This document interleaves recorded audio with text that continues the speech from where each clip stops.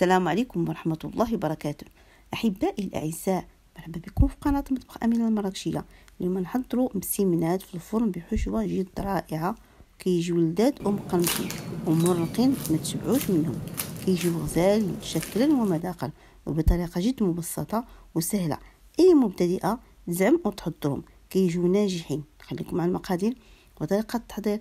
ما تنساوناش اضغطوا على الزر الأحمر أبوني وديروا جيم ونخرجوا في القناه ديالي يوصلكم كل الوصفات الجديده. بسم الله. بالنسبه للمقادير الحشوه كنحتاجو 500 غرام ديال الكفته، اما ديال لادانت ولا بيبي ولا ديال الحب حسب الذوق اللي عندكم. هنا 3 المعالق ديال معالق كبار ديال الزيتون قطع على هذا الشكل، 2 معالق كبار تاع قزبر معدنوس، نص معلقه ديال السكنجبير، نص معلقه صغيره ديال السودانيه وهذه اختياريه، نص معلقه ديال الكمون، نص معلقه تاع الخرقوم، راس معلقه ديال الثومه غبره، واللي ما عنده الثومه غبره يمكن يحكوا 2 جلسات ديال الثومه. انا هنا معلقه تقريبا تاع الفلفل الحلو تحميره، معلقه ديال الابزار، انا فلفل واحده خضراء اصفر، 2 نتاع تخريفيت القرعه الخضراء، 3 الحبات ديال تاع جزر، انا هنا بصله واحده مقطعه على هذا الشكل، انا هنا الزيت. بسم الله. كناخذ هاد المقلات كنديروا فيها زيت حسب الذوق. كندير هاد البصله كنتوكا تقلى لينا مزيان مع قليل من الملح، دائما الملح حسب الذوق. فوالا كنتوكا البصله تقلى على هذا الشكل. بعد ما تقلات البصل كناخذ منها تقريبا 1-2 معالق كبار على هذا الشكل وتنتركوهم حتى نديرو مع الكفته. الان كيتقلى هذا البصل كنضيفوا الفلفله، جميع الفلفل الاصفر على هذا الشكل. بعد ما قطعنا قطع صغيره الاخضر كذلك وكنقلوهم حتى يتقلاو لينا، بعد الشيء تيدبالو. بعد ما تقلاو الفلفلات بهذا الشكل كنضيفوا الجزر كيخزو وكنمزجو. بعد ما كاينه على هذا الشكل كما كتلاحظوا هذه تخريفيت القرع الاخضر وكنغطيو عليه وكنتركوه منها كيطلق ديك الماء ديالو، والبنه عند من بعد نقليه كنحطيو عليه كيكون النار مهيله. بسم الله. كناخذ هذوك 2 المغرفات اللي درنا ديال البصله باش نشحروا بها الكفته. كتجي بها بهذه الطريقه، كيجي بها بلاد. وكنزيدوا واحد شويه ديال الزيت على هذا الشكل، ما كنكثروش بزاف. ومن بعد كنديروا الكفته وكنبقاو كنفرطوا فيها على هذا الشكل. كنضيفوا واحد شويه ديال الملحه، وكنديروا واحد شويه 4 معالق ديال الثومه غبره، واللي ما عندوش ثومه غبره ما متوفرش عنده يديرها تقريبا نص معلقه هي شويه. هذا بهذا الشكل. من بعد اللي ما عندوش ثومه غبره يدير 2 ضيصات ديال الثومه ويبشرهم يديرهم مع هذا الكفته باش كتعطي واحد اللذه بنينه بزاف. ما تنمزجش الكفته مع الخضر باش كل واحد يبقى بالبنه ديالو وكيطلق البنه حتى نمزجوهم كيعطيو واحد النكهه رائعه. كنتركوا هذه الكفته حتى تتقلى مزيان، كنبقاو ديرها كنفرطوها كنتركوها صحيحه. بعد ما تقلات الكفته وفرتنا على هذا الشكل هانتوما كتلاحظوا. الان غادي نحاولوا نديروا العطريه هذه السودانيه كيف ما سبق لي قلت لكم بان السودانيه اختياريه. البزار، السكنجبير، الطريقه اللي كتجي بها الكفته بنينه ولذيذه، بالاخص ان الكفته ما داتش فيها العطريه. هنا تحميره فلفله حمراء خرقوم كنصبو وكنمزجو. اللي بغى يدير فيها بالنسبه لهاد القرفه اللي بغى يدير حتى شويه القرفه يديرها، كتجي ديك اللذه ديال البنه ديال القرفه بحال فيها العطريه ديال الكفته. وكنمزجو مزيان. بعد ما مزجنا باش نمزجوها مع الخضر كيف ما كتلاحظوا بان الخضر صافت تدبلات بهذا الشكل، وانا ما ضفتها لا مال ولا غطيتها وقاست عليها، راه كطيبي في الماء ديالها باش كتجي بنينه ولذيذه. الان غادي نضيفوا هذه الكفته، كنمزجوا هذه المكونات بعضها بعض باش كتجينا واحد اللذه بنينه. ومن بعد كنمزجوها كنضيفوها الى خصاتنا الملحه راه كنضيفو الملح وكنتركوها بعد الدقائق تقريبا شي 5 دقائق باش تشرب البنه. بعد ما تركنا الكفته مع الخضر بالدقائق الان كنصبو هاد الزيتون ونمجو كذلك ونتركوه شي 2 دقائق ونطفي عليها النار ونتركوها حتى تبرد باش نستعملوها. بالنسبه لهاد الحشوه كتجي رائعه وكتجي لذيذه وبنينه وفرصه باش نعطيو وليداتنا هاد الخضر ياكلوها. شحال من واحد ما كيبغيش التخريفين ولكن بهاد الطريقه راهي غادي ياكلها، راهي صحيه التخريفين وعندها فوائد كثيره. بسم الله. بالنسبه للمقادير العجين كنحتاجو هنا 400 غرام ديال الدقيق الفرص، اي دقيق خلط بما يعادل تقريبا 4 الاكواب. هنا 200 غرام ديال الدقيق الفينو اي دقيق القمح او الدقيق السميد الناعم جدا ما يعادل تقريبا 2 الاكواب. هنا معلقه صغيره ديال الملحه، معلقه كبيره ديال الزبده، معلقه صغيره ديال السكر الخشن، هنا معلقه صغيره تاع خميره الحلويات. بسم الله. نبداو على بركه الله. كنصبو الدقيق بهذا الشكل، دقيق القمح،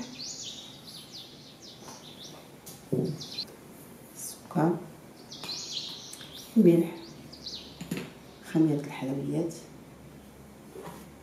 هنا هي الزبده، كنمزجو الزبده على هذا الشكل. بهذا الشيء كنمزجو الزبده على هذا الشكل، كنبقاو نصبو الماء، هذا الماء دافئ بشويه على هذا الشكل، وكنبقاو نجمعو العجين. بسم الله. كنبقاو نصبو الماء دائما شيئا فشيئا حتى تنحصلوا على العجين متماسك. ما تركبوش الماء مره واحده باش ما تجللناش العجينه، باش نستحكموا في العجينه.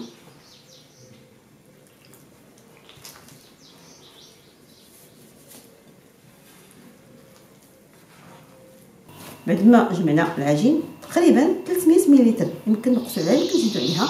كنحاولوا هانتوما كتشوفوا شويه ديال هذا ما جايه ما قاسها. الان غادي نحاولوا ندلكوها مزيان. باش ندلكوها مزيان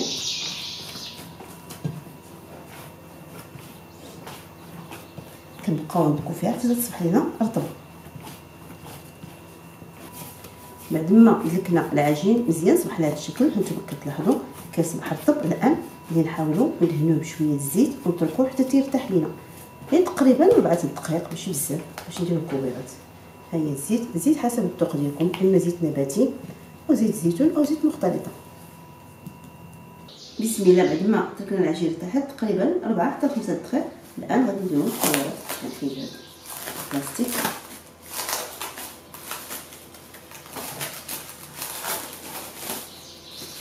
بسم الله. الان غادي نحول هذا العجين ديال الكويرات، نقسمو الكويرات حسب الحجم اللي بغينا.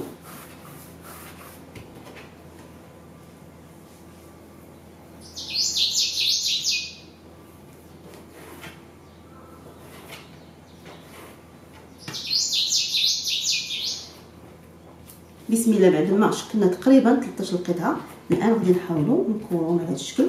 نتوما كتلاحظوا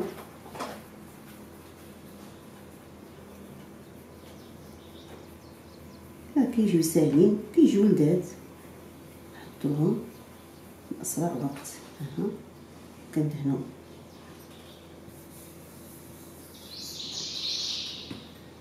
كنحاولوا نديرو شويه الزيت من الفوق باش ما كيتكونش هذيك القشره من الفوق، وكنبقاو مستمرين حتى نكملوا الكل على هذا الشكل.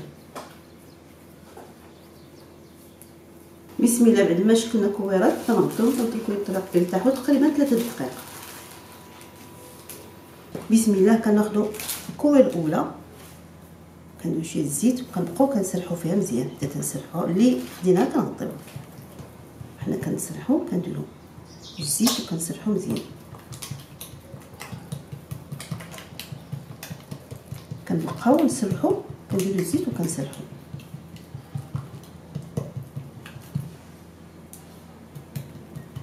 بعد ما سرحنا الكويره على هذا الشكل الان كناخذوا شويه الدقيق الفينو كنديروا شويه من الفوق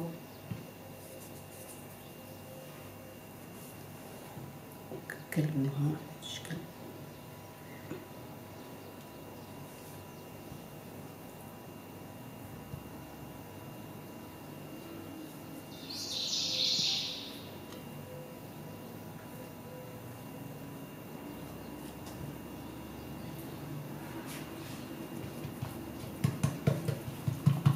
ونسرحو في هذا الشكل.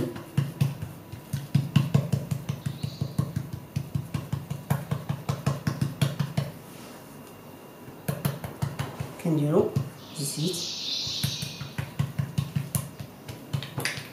بعد ما سرحنا على هذا الشكل مسمنه، كنديرو واحد شويه قريصه ديال الدقيق وكنلويوها وكنتركوها حتى ترتاح لينا.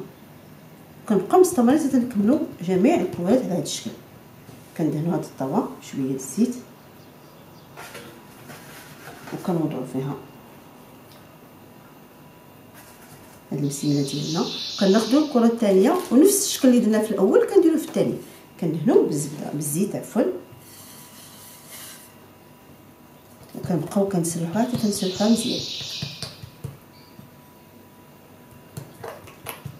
بسم الله. بعد ما اصبح الكل جاهز، الفرماج اللي سبق لنا حضرناه واللي بغى الطريقه ديالو لقاه في رابط اسفله.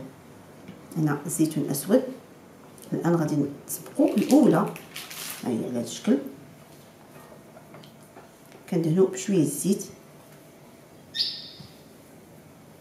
هذا الموضع اللي مطبوع على هذا الشكل كيكون في الفوق. كنبقاو كنسرحوا مزيان.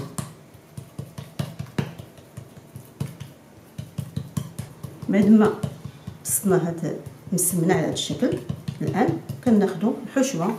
كندير هاد الحشوه على هذا الشكل، كنحاولوا نسرحوها في الوسط بعض الشيء شويه.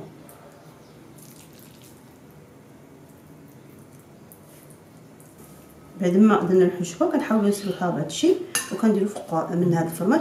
هذا الفرماج واحد النقطه مهمه، هو الفرماج الصلب تاع البيت اللي صايبنا في البيت.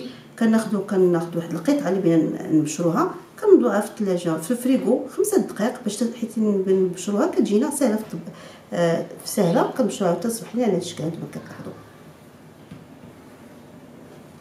كنوزعوا الفرماج كيجي بنين ولذيذ بزاف.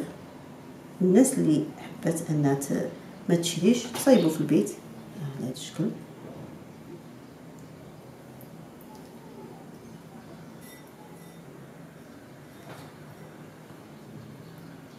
كيجي على شكل ظرف.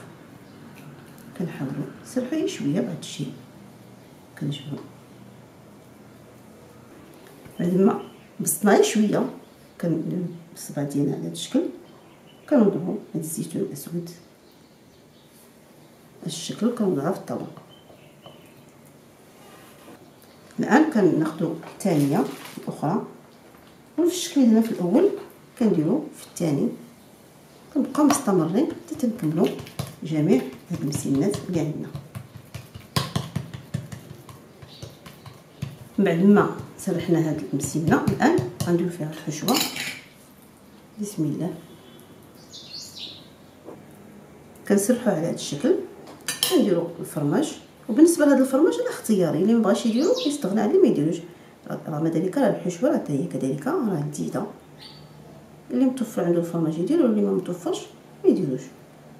انا راه سهلنا الامور الحمد لله. راه سريع باش نحطوه في البيت. كيجي على هذا الشكل.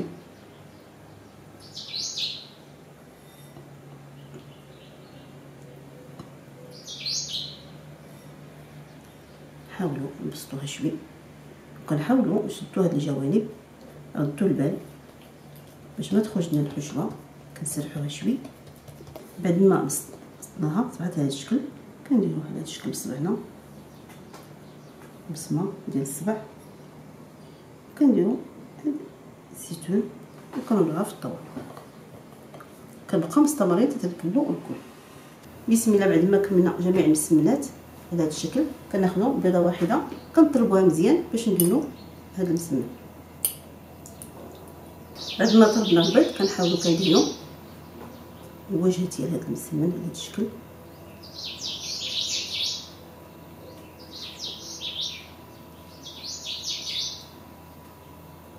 من بعد كندهنوه. بالنسبه لهذا شويه الدجاج اللي غندير هذا اختياري، كندير واحد شويه هذا الدجاج. كندير الحبه السوداء السانوج، وكنبقى مستمرين على هذا الشكل حتى نكملوا الكل. بسم الله. بعد ما درنا مسمن بالبيض بدنا قلم الدجاج اللي زيناه الان كندخلوا الفران. الفران سبق لنا سخنا، دائما كنتركوه حتى يسخن مزيان وكنقصوا عليه النار تكون متوسطه. بسم الله.